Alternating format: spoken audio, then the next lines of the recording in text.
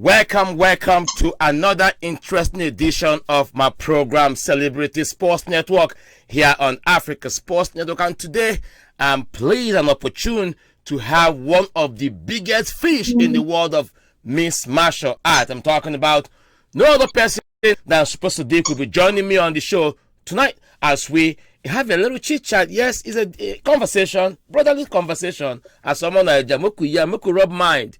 You understand? We could know as into the beat, them for UFC. You understand? So I'm gonna carry a mental this show today. We call this one Celebrity Sports Interview, where we go talk like every matter. Nothing is out of the loop. We'll talk about everything, but we got a short time to be with him because of his busy schedule. And I'm saying, welcome to Africa Sports Network, Super Sodiq. Thank you for having me, man. It's my pleasure to be here. All right, how you doing now? How you doing, brother? How things? How the world of mixed martial art? Same, man. I can't complain. Just taking every day as it comes. Every day as it comes. Why mixed martial art? Why mixed martial art? There are other sports here in the US, the NFL, basketball, soccer, but you choose mixed martial art. Why? Yeah. Ever since I was a kid, that's what I wanted to do. When I first saw it on TV, it attracted me right away. So I knew that's what I was going to do. I told my parents I was going to do mixed martial arts since I was a little boy. So it's always been the goal. It's always been the goal. When you told your mom, when your mom found out that you want to be a fighter in the octagon, what was her reaction? She didn't, honestly, in the beginning, she didn't take it seriously, because I'm just a little kid saying these things. But as I was getting older and older, and she started seeing me going into a direction, then she started saying, oh, okay, maybe he's a little serious. And she wasn't very happy in the beginning, because in the beginning it's hard to make money, it's hard to sustain a living doing mixed martial arts. But from when I turned professional, she's always been supportive. Even before professional, she's always been supportive. She just wanted me to also go to school at the same time. Is that your little four friend on your corner? I can hear your dog making noise right there, right? Yeah. Bring him on, bring him to the camera, man. I love dogs. Come on. I love dogs too. Bring the the camera. Let's see. Look at her. Come on, doggy. Come on, doggo. Come on, talk to us. Yeah, she's having the time of her life over there. Right. She's a very good dog. All right, looking at UFC right now, Super Sodiq.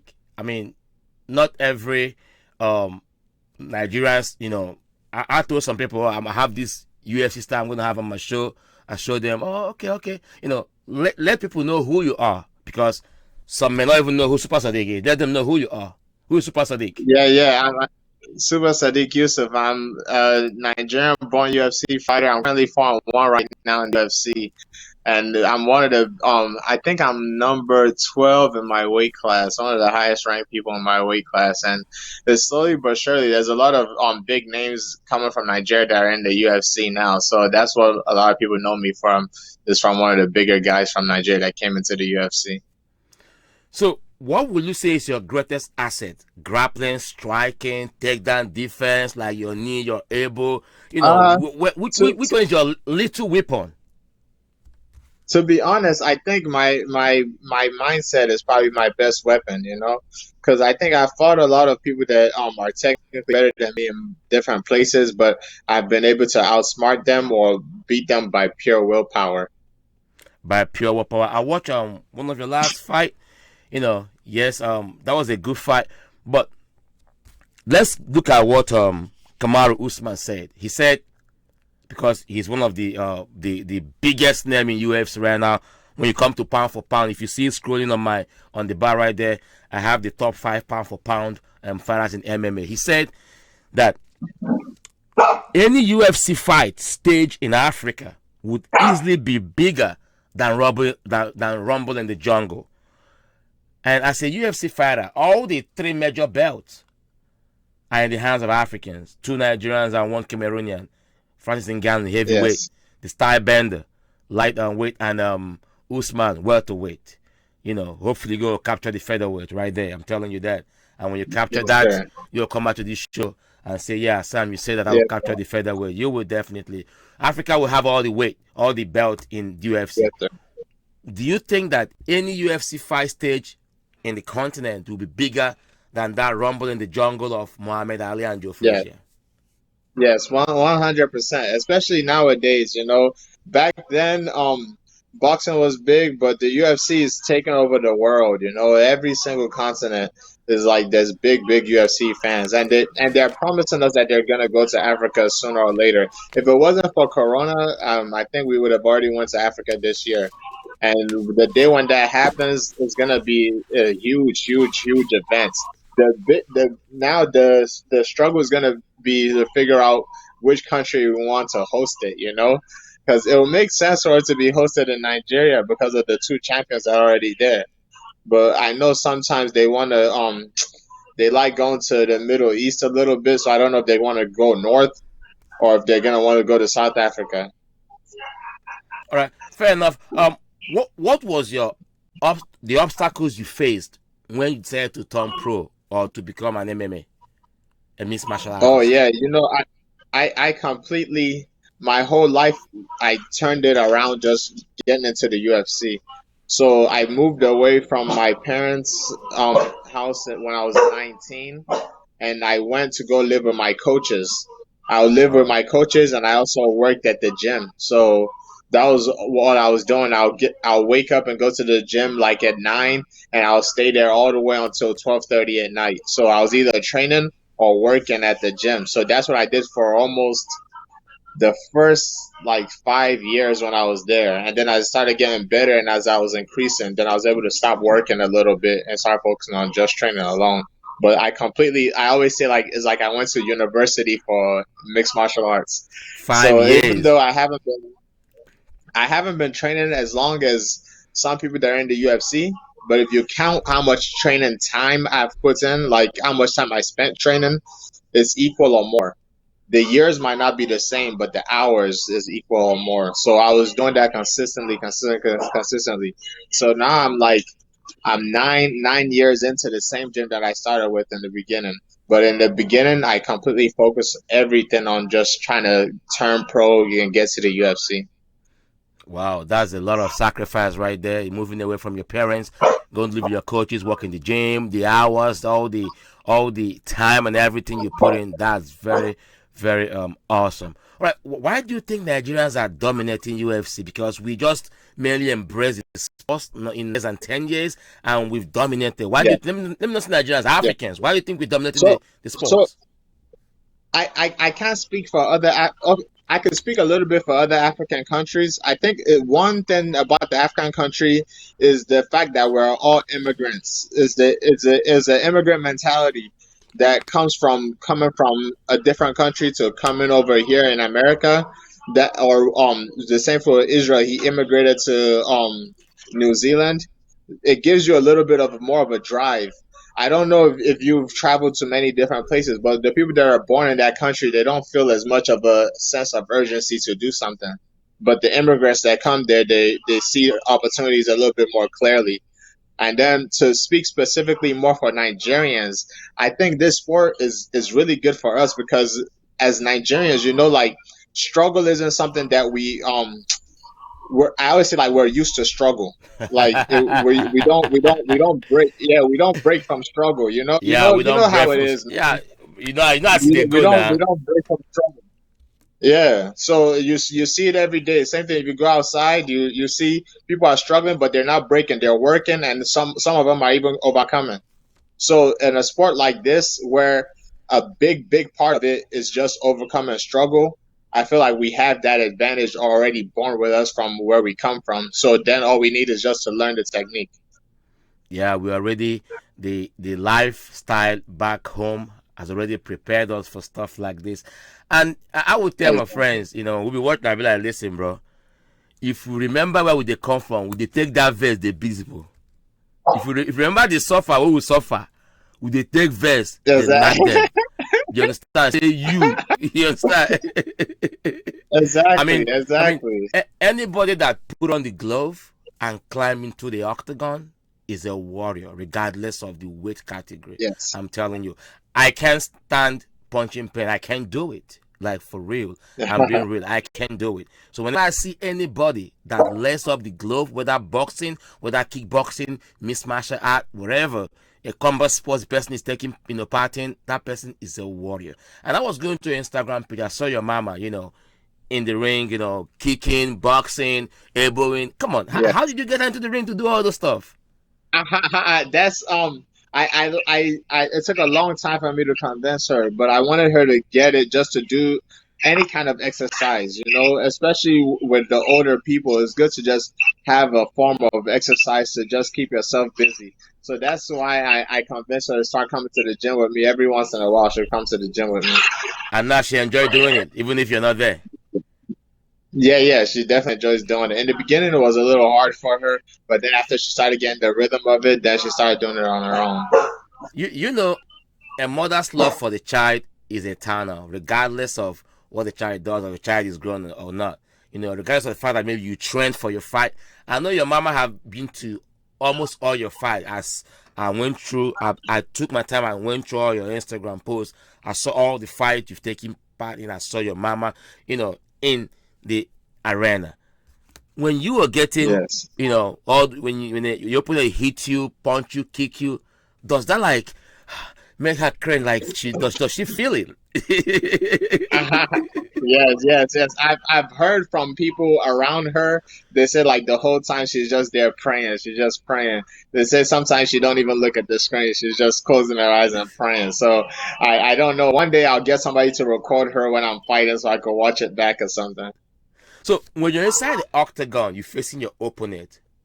What goes on through your mind? Like that time that the ring announcer would say, "And now to the main event, ready to rumble, UFC 235, Okay. Super Sodiq." What goes on through your mind when that time that announcement is coming on? Okay, so each part is different. So when you're in the back before you come outside, when you're back there, you're getting excited. You're like, okay, we're about to go do this. We're about to go do this. I'm talking to myself. I'm like, okay, 15 to 25 minutes. We're about to go show our best work, everything we've been preparing for. We're about to go show them everything that we can do. When I'm walking to the ring, the excitement is getting even stronger. You can't wait. But then when you get inside the ring, from the time you're in the ring to the announcer calling your name, to the guy saying his stats, that is the longest part. It feels so strange. It feels like it takes such a long time, Wow. So a lot of time when the announcer is saying my name, it's like, hey, Super Sodiq, blah blah. The whole time he's saying that, I'm just like, come on, hurry up. Like ginger.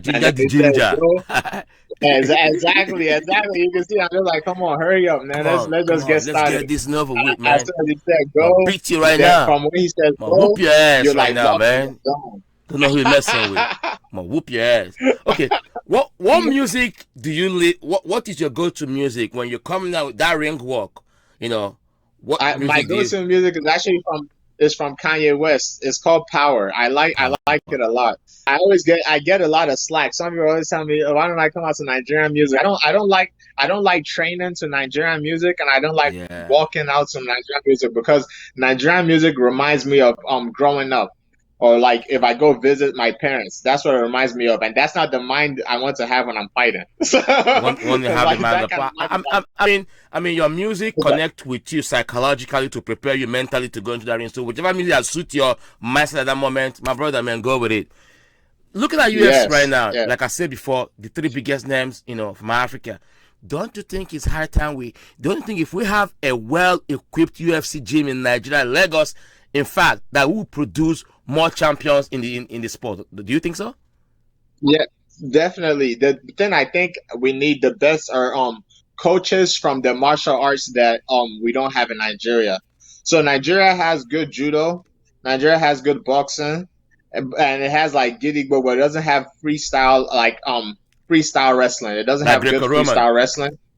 Like Greco-Roman, it doesn't have good like that. It doesn't have and it has a good program for the women. I saw a lot of women did really in good the Olympics, but they don't have ones that translate directly to martial arts, and they don't have Brazilian Jiu-Jitsu right now. So Okay. those are the two things that I think we need the most right now. Would be like freestyle Greco-Roman wrestling and Brazilian Jiu-Jitsu. And I think once we have a good facility for that, we'll start seeing more people. Because a lot we produce a lot of good boxers, We got it, but you bro. know how A lot. Nigeria is when people succeed with anything, it's time to get out. You know, Trying to get out. Let's take a quick break. When we come back, we'll round up. I told you I'm not going to take more than 20 minutes of the time. I'm going to stick to my promise. So next time you can be able to come on the show. Take a short break. When I come back, we'll round up the show, okay? Yes, sir. All right.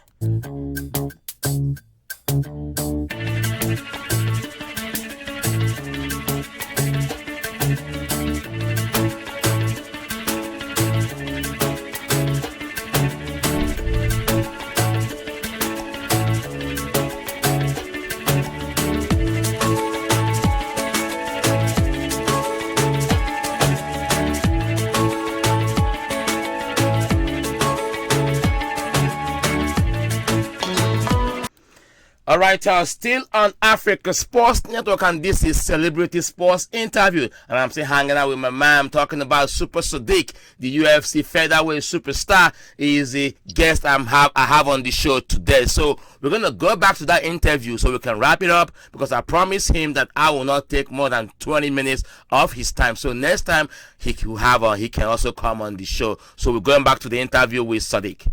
All right, for those watching you right now, for those kids watching right now in Nigeria, because this is streaming live on my Facebook page, and I'll post this on my YouTube channel, and I will post it on all of our social media and all our platforms that we stream, and also it will be on elevatetv.com/radio on my next show right here on Monday evening. For those that will listen, that will watch, that will hear about this, what do you have to tell them about their dreams? Yeah, to tell them honestly, your dreams will take you very, very far, especially nowadays with the power of the internet. It's so easy. I see a lot of people, young guys in Nigeria, that are using their talent to get really, really far, you know, and not just at home, but because of how much they're able to use Twitter and Instagram and stuff like that too. They're getting discovered all over the world. And I think the secret is finally out that a lot of good things are happening in Nigeria, and there's a lot of gold, not just real gold, but gold of the mind and people's skills and talents in Nigeria. So the world is paying attention, man. So all you little kids back at home, just keep working hard, keep working at your talent, no matter what it is. If it's building something, if it's technology, if it's martial arts like me, just keep building on it. It's only a matter of time, because that's gonna get you very, very far. That will get them very, very far. What about your fans? Because we're waiting for the day they will decorate your waist with that gold shining UFC belt. What do you have to Yes, tell sir. your fans when that day will come? How we're gonna feel? How we're gonna celebrate that, Super Sodiq? Man, to my fans, man, you're always gonna, as you guys know, if you've been following me, you know I go back home a lot, man. So I've actually been trying to plan a trip to go back home pretty soon. So when I get that belt too, you know I'm gonna bring it back home to celebrate with you guys. Yo, when he get that belt, I promise you heard it here first on Africa Sports Yes, Network yes, that he sir. will surely come back home with that shiny UFC belt. Super Sodiq, man, go give them boom. When you give that uppercut from the inside, that body jab and that everything, man. Go, bro, go get that belt for us. Thank you for joining me on the show on a short notice. Yes, sir. Thank you. Thank you for having me. I hope you enjoy your day. Me and my dog, we're happy to be on the Hey, show. doggo, look at face the camera. Is he a he or a she? She. Is a she? Hey, look at doggo. She don't want to look on this way. You're like, what's woman saying? All right, Super Sodiq. Thank you very much. Nice Really appreciate that. All right, that's a Super Sodiq on Celebrity Sports Interview on Africa Sports Network. He just literally let us know everything as regard his involvement in mixed martial art, how he started, and all the fight he has had and stuff like that. He didn't have much time to spare. Very busy man going for training, so he promised that he can only spare so amount of time with me, and I stuck to that agreement. So that's Super Sodiq. For those of you who have watched this show on Facebook, because we are streaming live right now, really appreciate you. And also make sure you subscribe to our YouTube channel. Go to Africa Sports Network, Africa with a K, and Sports with a Z. Subscribe on that platform so we can make this movement what we want this movement to be. Until we see again, until we meet again on the show, my name still remains Sam Mbono. Africa Sports Network, signing out.